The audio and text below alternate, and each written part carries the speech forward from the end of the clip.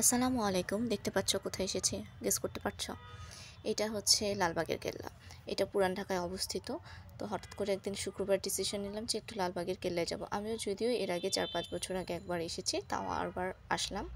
তো ঢুকলাম, ঢোকার পরে আমি একটু আশেপাশে ভিডিও করছিলাম। ওইদিন যেহেতু ফ্রাইডে ছিল এবং বিকালবেলা ছিল, দেখা যাচ্ছিল যে ভালো পরিমাণে মানুষ ছিলাম, যে কীভাবে ভিডিও করবো, তাই সবার মাথার উপর দিয়ে ভিডিও করছি। দেখো ওই পাশে হচ্ছে রেস্টুরেন্টগুলো, এই যে এটা হচ্ছে গেট, এই গেট দিয়ে ঢুকলাম।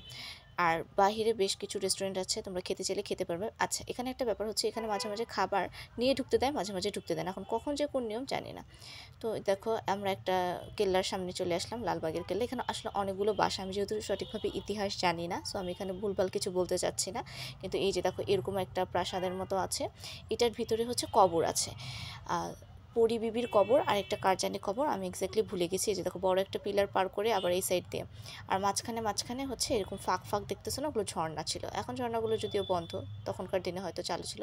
তো বিভিন্ন মানুষ দাঁড়িয়ে দাঁড়িয়ে বসে বসে যে যেভাবে পারছিল ছবি তুলছিল।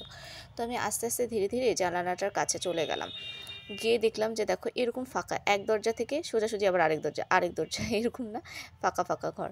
আর এই যে এটা হচ্ছে ঝর্ণাগুলো ছিল।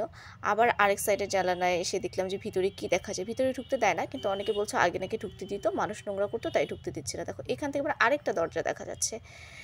দেখলে কেমন অদ্ভুত লাগে, তাই না? আগের দিনে কেউ না কেউ এখানে থাকতো, আর আজকে তারা একদম পুরো বিলীন হয়ে গেছে। দেখো এই পাশ থেকে আবার ওই পাশের প্রাসাদটা দেখা যাচ্ছে, আর ওই সাইডে হচ্ছে আরও কিছু দুর্গ। ওখানে কী করতো আমি জানি না, যে লম্বা লাইন ধরে সেটার উপরে আবার উঠা যায়। যাই হোক, দেখো এখানে একটা কবর। তো এটা আসলে আমি আসলে সঠিক ইতিহাস জানি না, কিন্তু অনেকে বলছে কবরটা হওয়ার পরেই নাকি এটা করা হয়েছে, এই বিল্ডিং টাইপসের যেটা। দেখো এখানে কার কবর দেওয়া আছে, তোমরা দেখতেই পাচ্ছ। আমি সঠিকভাবে পড়তে পারছি না এখন, কারণ এত দ্রুত ভিডিও করেছি আমি। ওই যে ওখান থেকে দেখো আরেকটা কবর দেখা যাচ্ছে, আরেকটা কবর আমার মাঝখানে। তো এক একজনের কবর নিয়ে এটাকে কী বলবো, আমি ধরলাম এটা বিল্ডিংটা বানানো হয়েছে। তোমরা আমাকে ক্ষমা সুন্দর দৃষ্টিতে দেখো, আমি সঠিকভাবে জানি না ইতিহাস। আচ্ছা, এখানে বড় একটা ফোয়ারা টাইপসের আছে। আর এই যে দেখো পুরো এটা দেখা যাচ্ছে, এই যে একটা, ওই যে একটা, আরেকটা দেখতে পাচ্ছ।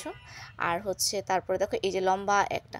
এখন যেটা হচ্ছে যে অনেক মানুষ এই লম্বা জায়গাটায়, ওই যে সিঁড়ি দিয়ে সবাই উঠতেছে না, আমরা ওই সিঁড়ি দিয়ে উঠে এই উঁচা জায়গাটায় এসে দাঁড়ালাম। আবার এই দিক দিয়ে অনেকে নামতেও পারে, আমরা এই দিক দিয়ে নামিনি, রিস্ক নিয়ে হেঁটে হেঁটে পরে ওই মানে উঁচা নিচা জায়গা দিয়ে নেমেছি।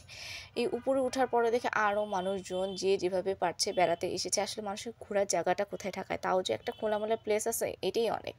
দেখো এখানে আসার পর আবার দেখলাম কি নিচে গভীর, মানে এই দুর্গগুলোর ওখানে তোমার এই যে কি বলে গ্রিলের ফাঁক দিয়ে দেখা যাচ্ছে বেশ গভীর। আমি জানি না ওটার ভিতর দিয়ে কী কী হচ্ছে, কোনো সুড়ঙ্গ পথ আছে কিনা, যাওয়া যায় কিনা, আগের দিনে কী কী হতো, মানে খুবই অদ্ভুত লাগে, ভয়ঙ্করও লাগে, ভাবলে অবাকও লাগে। তো এখানে দাঁড়িয়েও একটা ফাঁকা জায়গা ছিল, অনেকে ছবি তুলছিল। ওই যে দেখো একটা সিঁড়ি, ওই সিঁড়ি দিয়ে ওঠা যায়। আর এই জায়গাটা ছিল ঝর্ণার প্লেস, মানে আমি একটু আগে এই জায়গাটা দেখালাম। তারপরে দেখো অনেক ফুল টুল উঠছে, আর ওই যে উপরে উঠতে দিছে না, ওই উপরেই কিন্তু উঠেছিলাম আমরা, আবার নেমে পড়ছি। আর দেখো এই জায়গা দিয়ে আবার কিছু একটা লেখা ছিল, আমি লেখাটা আমার এক্স্যাক্টলি এখন মনে নেই, ভিডিও করতে ভুলে গেছি। কিন্তু এই জায়গাটা দেখে আমার সবথেকে বেশি ভয় লাগছে, সুড়ঙ্গ পথের মতো। হয়তো এদিক দিয়ে ওর অন্য কোথাও যেত, ওদের জানি না। এখন হয়তো সুড়ঙ্গ পথগুলো বন্ধ হয়ে গেছে, বিভিন্ন বিল্ডিং, রাজধানী এখন হচ্ছে অনেক উন্নত হয়েছে, আগে তো এত বাড়িঘর ছিল না, সো অনেক কিছু।